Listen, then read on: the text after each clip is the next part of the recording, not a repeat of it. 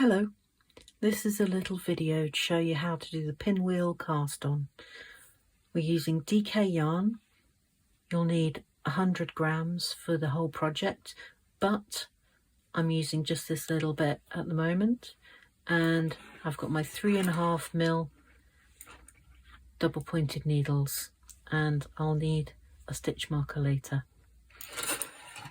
I start by making a loop with the yarn. And that loop is simply formed with the tail end heading downwards, the working end over the top and heading upwards. We hold that in our right hand along with one of our needles.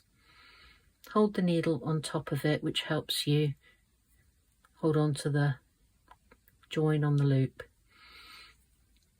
And we want to be able to change the size of this loop because we're going to pull it tight at the end.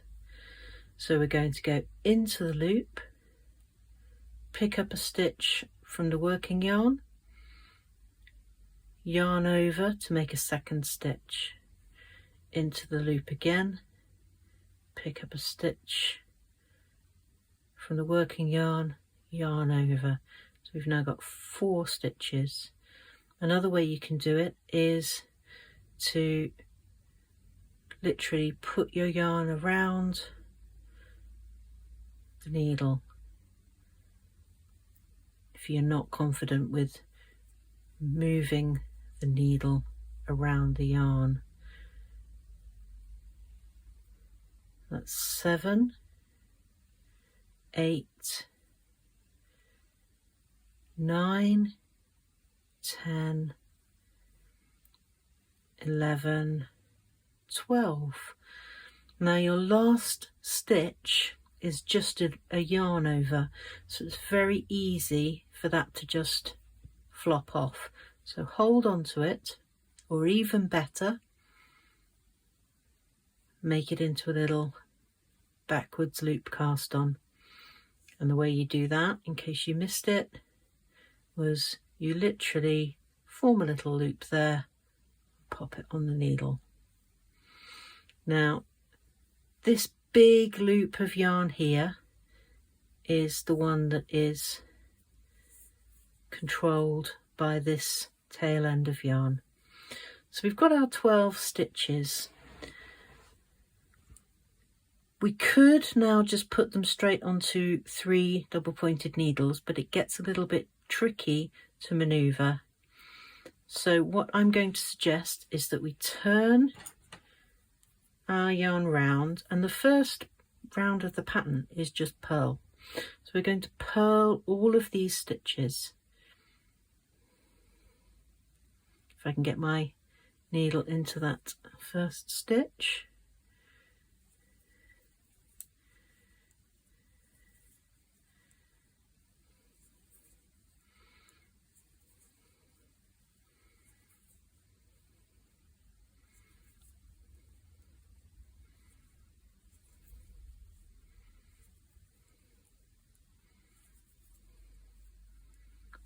You might be thinking it doesn't look like much of a pinwheel at the moment, and you'd be right, but just wait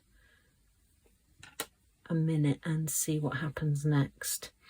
So we've done our first round of purl stitches.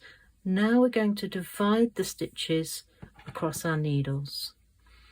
So I'm going to put 4 on each. 4 there. 4 there.